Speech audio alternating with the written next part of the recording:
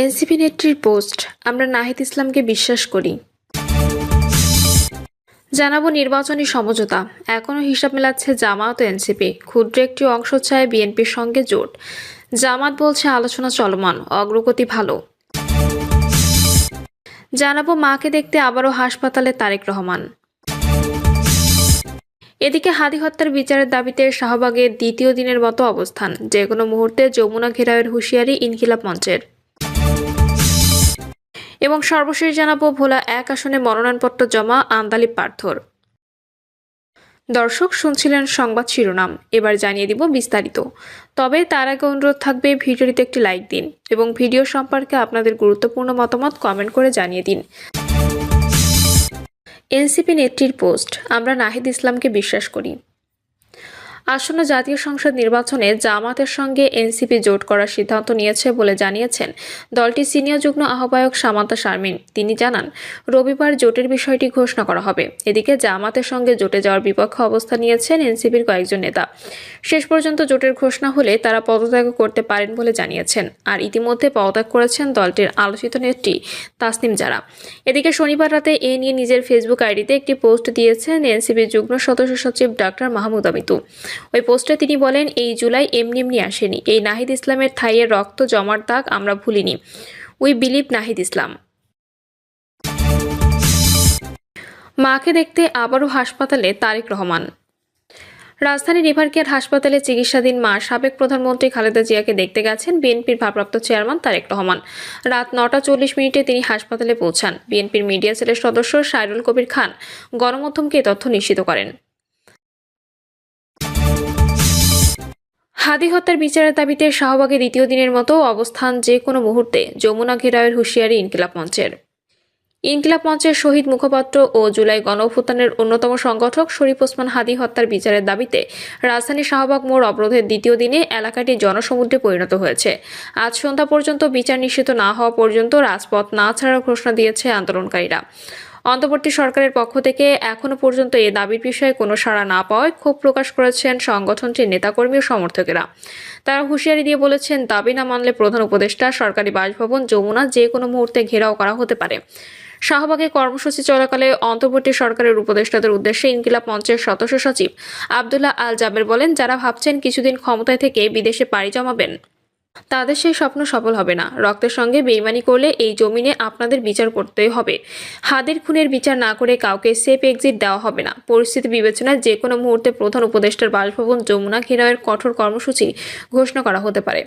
বিক্ষোভস্থল থেকে ইনকিলাব মঞ্চের নেতারা বলেছেন, জুলাই অভ্যুত্থানে 1400 শহীদের রক্তের উপর দাঁড়িয়ে বর্তমান সরকার ক্ষমতায় এলেও তারা খুনিদের বিচার নিশ্চিত করতে ব্যর্থ হয়েছে। জনগণের ম্যান্ডেট নিয়ে আসার দাবি করা এই প্রশাসনের জন্য এটি চরম লজ্জার বিষয়। উপদেষ্টাদের কাছে ইনকিলাব মঞ্চের নেতারা প্রশ্ন করেন, হাদি হত্যার বিচারে কারা বাধা হয়ে দাঁড়াচ্ছে? যারা এই খুনের পেছনে রয়েছে তাদের নাম প্রকাশ করুন, আমরা আপনাদের পাহারা দেব। ভয়ের কিছু নেই, কিন্তু বিচার করতে ব্যর্থ হলে আপনাদের জবাবদিহি করতে হবে। বিপ্লবী গান, কবিতা আবৃত্তি ও নানা স্লোগানে মুখরিত হয়ে ওঠে শাহবাগ মোড়। কর্মসূচিতে অংশগ্রহণকারী আমার ভাই কবরে, খুনি কেন বাইরে, দিল্লি না ঢাকা, ঢাকা ঢাকা, নারায়ে তাকবীর, আল্লাহু আকবর এবং ইনকিলাব ইনকিলাব, জিন্দাবাদ জিন্দাবাদ সহ বিভিন্ন স্লোগান দেন। এর আগে ইনকিলাব মঞ্চের সদস্য সচিব আব্দুল্লাহ আল জাবের ঘোষণা দেন, হাদি হত্যার বিচার নিশ্চিত না হওয়া পর্যন্ত তারা শাহবাগ অবরোধ কর্মসূচি চালিয়ে যাবেন। ওই ঘোষণার ধারাবাহিকতায় শুক্রবার রাতেও শাহবাগ চত্বরে রাত্রিযাপন করেন আন্দোলনকারীরা। নির্বাচনী সমঝোতা, এখনও হিসাব মেলাচ্ছে জামাত ও এনসিপি। ক্ষুদ্র একটি অংশ চায় বিএনপির সঙ্গে জোট। জামাত বলছে আলোচনা চলমান, অগ্রগতি ভালো। আসন্ন জাতীয় সংসদ নির্বাচনে জামাত ইসলামী জাতীয় নাগরিক পার্টির সমঝোতা নিয়ে শেষ মুহূর্তে দর কষাকষি চলছে।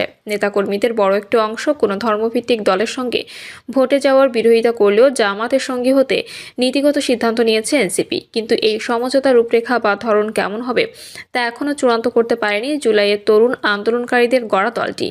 এদিকে বিএনপি বা জামাতের সঙ্গে সমঝোতা কিংবা জোট করা নিয়ে গঠনের 1 মাস না পেরোতেই ভাঙনের সুর বাজছে গণতান্ত্রিক সংস্কার জোটে। এনসিপি যুগ্ম আহ্বায়ক জাবেদ রশিদ আজকের পত্রিকাকে বলেন, জামাতের সঙ্গে সমঝোতার বিষয়ে আমাদের নির্বাহী কাউন্সিলের সিদ্ধান্ত হয়েছে, তাই এটা মোটামুটি নিশ্চিত। কিন্তু এই সমঝোতার ধরন কি হবে, কত আসনে সমঝোতা হবে, জোট হবে নাকি শুধুই আসন সমঝোতা হবে, সেসব বিষয় এখনো চূড়ান্ত হয়নি। জামাতের সহকারী সেক্রেটারি জেনারেল হামিদুর রহমান আজাদ বলেন, এনসিপির সঙ্গে আসন সমঝোতার আলোচনা এখনো চলমান, আলোচনার অগ্রগতিও ভালোই। কত আসনে সমঝোতা হচ্ছে জানতে চাইলে আজাদ বলেন, কত আসনে সমঝোতা হবে সেরকম আলোচনা এখনো হয়নি। আগে নির্বাচনী সমঝোতার আলোচনা চূড়ান্ত হবে, তারপর অবস্থা ও অবস্থান বুঝে আসন সমঝোতার আলাপ হবে। এনসিপিকে 30টা আসন ছেড়ে দেওয়ার গুঞ্জনকে নাকচ করে দিয়ে জামাতের সহকারী সেক্রেটারি জেনারেল বলেন, এরকম আলোচনা আমাদের মধ্যে হয়নি। তবে আসনের বিষয়ে এনসিপির নাম প্রকাশে অনিচ্ছুক একজন কেন্দ্রীয় নেতা বলেন, 30 আসনের বিষয়ে চূড়ান্ত আলাপ হয়নি, কিন্তু সংখ্যার বিষয়ে প্রাথমিক একটি ধারণা পাওয়ার পরে আলোচনা এগিয়েছে। এনসিপি নেতারা বলছেন, দলের বেশিরভাগ নেতাকর্মী এককভাবে নির্বাচনে যাওয়ার পক্ষে। উল্লেখযোগ্য একটি অংশ জামাতের সঙ্গে থাকার পক্ষে, আর ক্ষুদ্র একটি অংশ চায় বিএনপির সঙ্গে জোট।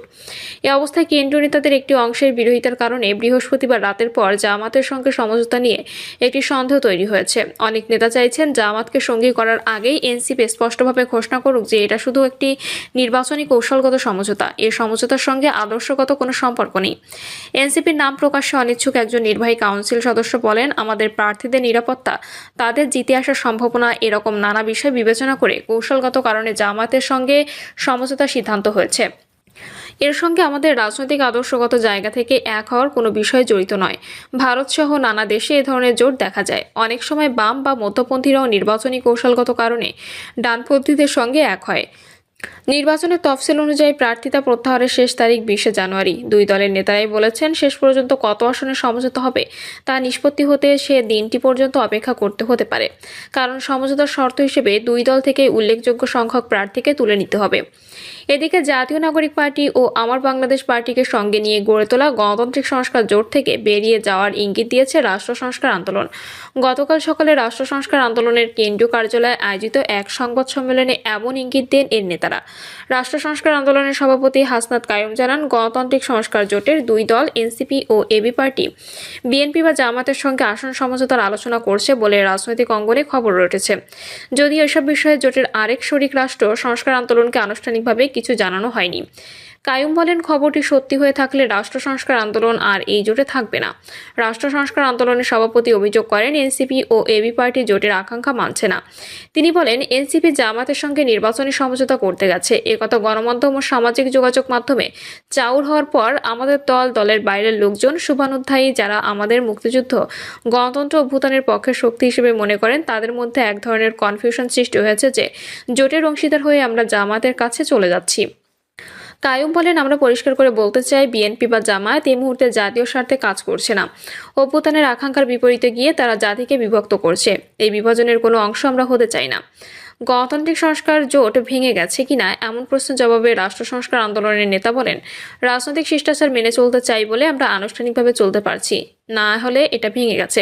তবে সামাজিক মাধ্যম এবং বিভিন্ন খবরে যা শোনা যাচ্ছে, যদি সেগুলো সত্যি হয় তাহলে কার্যত এই জোট এক্সিস্ট করবে না। রাষ্ট্র সংস্কার আন্দোলন ছিল গণতন্ত্র মঞ্চের অংশ।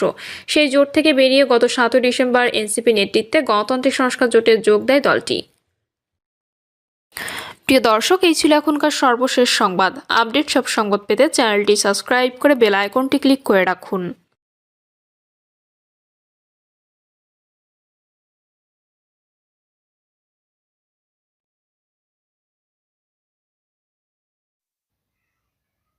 চীন সফরের আমন্ত্রণ পেয়েছেন বাংলাদেশ জাতীয়তাবাদী দলের বিএনপি ভারপ্রাপ্ত চেয়ারম্যান তারেক রহমান।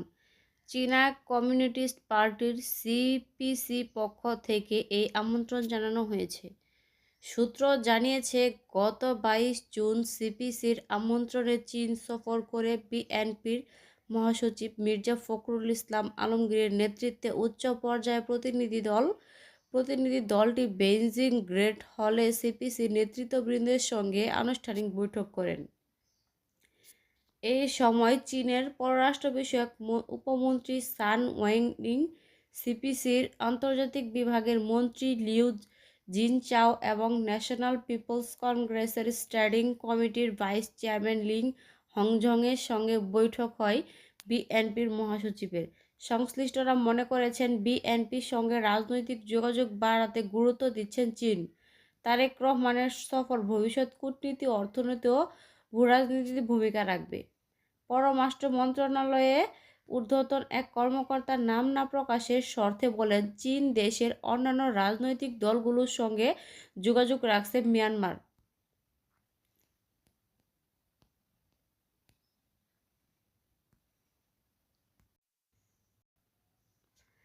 চিকিৎসারত বিএনপির চেয়ারপারসন খালেদা জিয়ার অবস্থা অত্যন্ত জটিল।